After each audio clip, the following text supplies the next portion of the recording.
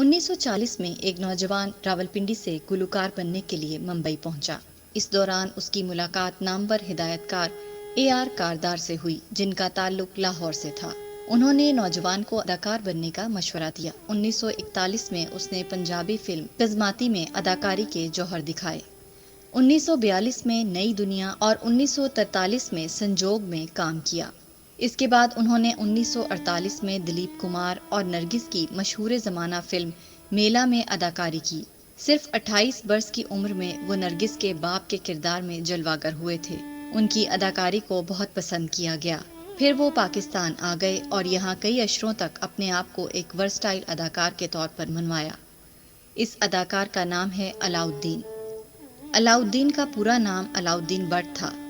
وہ 2 فروری 1920 کو راولپنڈی کے ایک کشمیری خاندان میں پیدا ہوئے۔ انہیں فلمی صنعت میں پاپا جی کے نام سے بھی پکارا جاتا تھا۔ پاکستان میں انہوں نے تقریباً 282 فلموں میں کام کیا۔ ہیرو کا کردار بھی ادا کیا اور ولن بھی بنے۔ مزاحیہ اداکاری بھی کی اور کیریکٹر ایکٹر کے طور پر بھی خود کو منوایا۔ انہوں نے اردو اور پنجابی دونوں زبانوں کی فلموں میں اپنی صلاحیتوں کو منوایا۔ ان کی مقبولیت کی وجہ سے انہیں عوامی اداکار کا خطاب بھی دیا گیا۔ حمیدہ! حمیدہ! کس نے پہنائے ہیں یہ جھمکے؟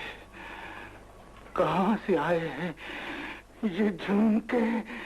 تمہارے کھلے بالوں میں کیوں اٹکے ہوئے ہیں یہ جھمکے؟ تمہاری آنکھوں سے کیوں بہ رہے ہیں یہ جھمکے؟ کیا کہہ رہے ہیں جھمکے؟ کیا بتا رہے ہیں جھمکے؟ سچا جواب دو! بولو حمیدہ، جب میں پسینہ بیچ کر جھمکے لا سکتا تھا تو تم نے عزت بیچ کر جھمکے کیوں خریدے؟ اتنا مہنگا سودا کیوں کیا تم نے حمیدہ؟ بولو! میں تو تمہیں زندہ چھوڑ کر گیا تھا، تم لاش بن کر کہاں سے آ گئی ہو؟ انہیں ریاض شاہد، آغا تالش اور استاد دامن جیسے دوست ملے۔ پاکستان میں سب سے پہلے علاؤالدین نے نذیر کی پنجابی فلم پھیرے میں ولن کے طور پر کام کیا۔